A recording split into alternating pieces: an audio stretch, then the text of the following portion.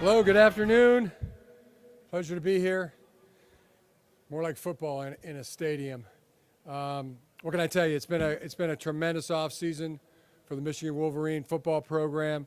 Our guys from literally days after our final game last year have been at work, attacking everything they do. There's been zero entitlement the entire offseason and now, and none really in the foreseeable future. So life is good. Biological clock is ticking, and we're ready to start and get the training camp underway. If there's any questions, be happy to take them. All right, we'll start back here.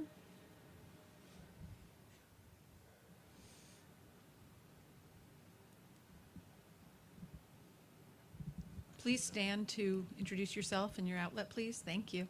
Coach Bill Bender, Sporting News. In this day where quarterbacks come and go quickly in the transfer portal, how have you made it work with Cade and JJ last year, and how do you foresee that continuing as they go into this year? Well, last year made it work. Both had phenomenal seasons. JJ in his true freshman year, Cade in his junior year.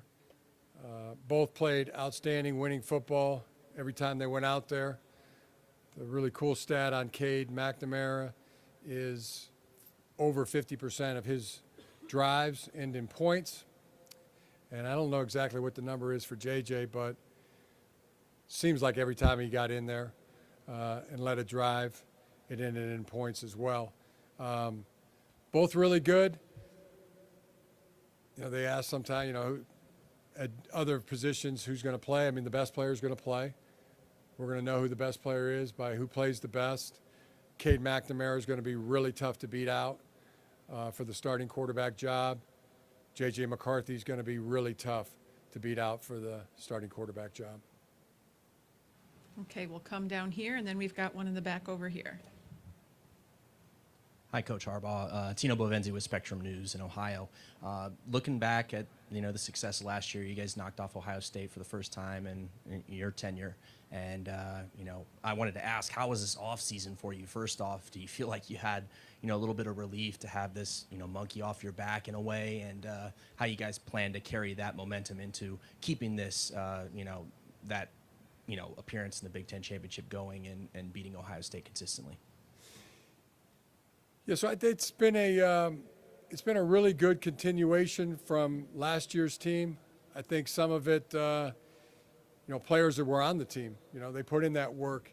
They know what it was like, and that good feeling of taking care of your business and seeing it have success and be rewarded for it. And they also saw other players on the team, guys like Aiden Hutchinson, Hassan Haskins, David Ajabo, who put in that work, got that work in, and how much it paid off for them. Using your head, using your noodle, pretty easy to think, yeah, I want to do it just like they did it. I want to be where they are now. And it's been, continuation of that this entire offseason. I mean, just been tremendous.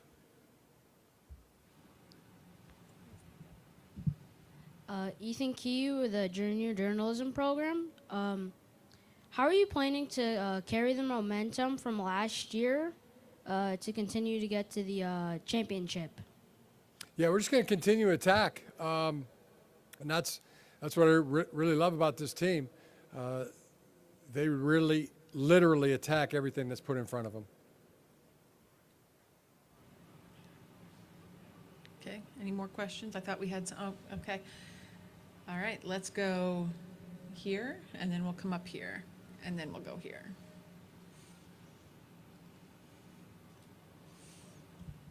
Hey there, Lane Higgins from the Wall Street Journal. Obviously, this is your second year in a row now with a new defensive coordinator, and you've got a new OC coming in as well. What is the transition process like with getting them up to speed with the team, and will there be any new concepts, new schemes installed, based on the new personnel there? Yeah, so defensively, it is a new defensive coordinator that wasn't on our staff last year, Jesse Minter. I'd have to go back to before the 2021 season when I was looking for a defensive coordinator. My brother John recommended two coaches to me. He said, you can have Mike McDonald or Jesse Minter. Really take your pick. They're both great. One's in the secondary, one's a linebacker coach. And I talked to Mike McDonald first, really liked him, and talked to Jesse some, but went down the road of Mike McDonald. He did a fantastic job. Now he's returning to the Baltimore Ravens as their defensive coordinator. So I went back and talked to Jesse Minter right when Mike left, and just felt like it was the absolute best thing for our team.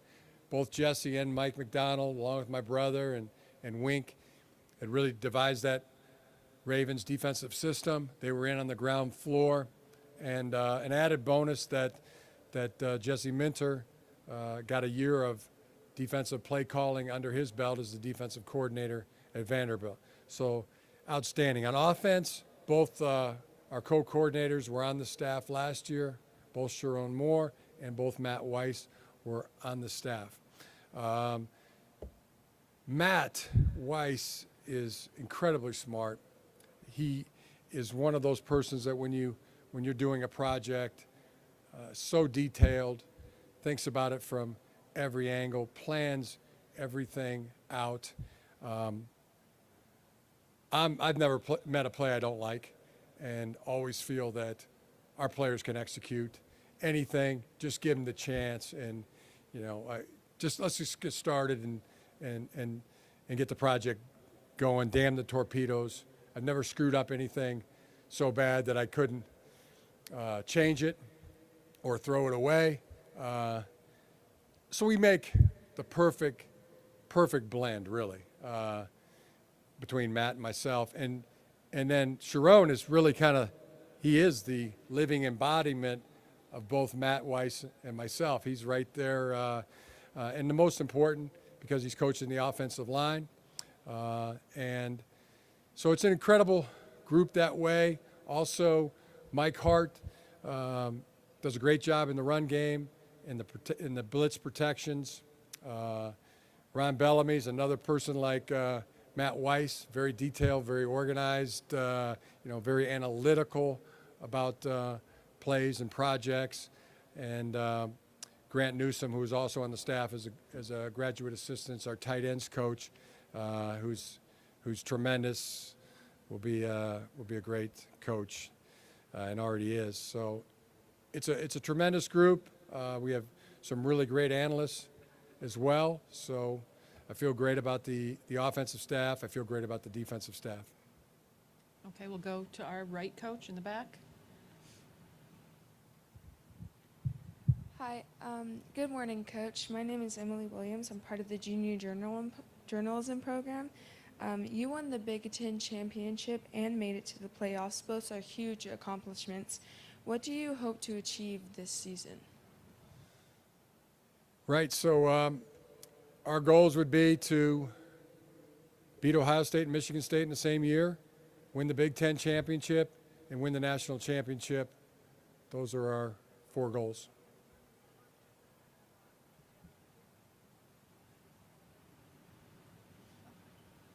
I know we had a question up over here.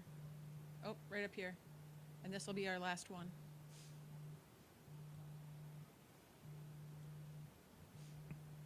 Yeah, Tom Crawford, Press Pass, Fox 47, Lansing. Jim, schedule-wise, non-conference, Group of 5 are the only opponents this year, I believe next year as well. And then Oklahoma and Texas come on board. Is there going to be more of a surge to getting more Power 5 conference teams in the future for schedule for home games as opposed to the Group of 5? I don't know.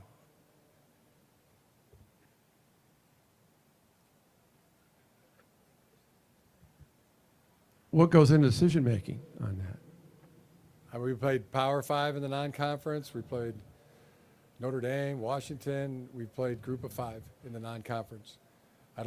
I'm answering your question. I don't know if there'll be more of a, how did you put it, Power Five. With More Power 5 yeah, teams? yeah, where you get a Texas and Oklahoma coming to Ann Arbor. I think I'm getting feedback from Michigan fans that they wish there was more of those teams coming to Ann Arbor as opposed to the Colorado States, Hawaii's, and the Yukons.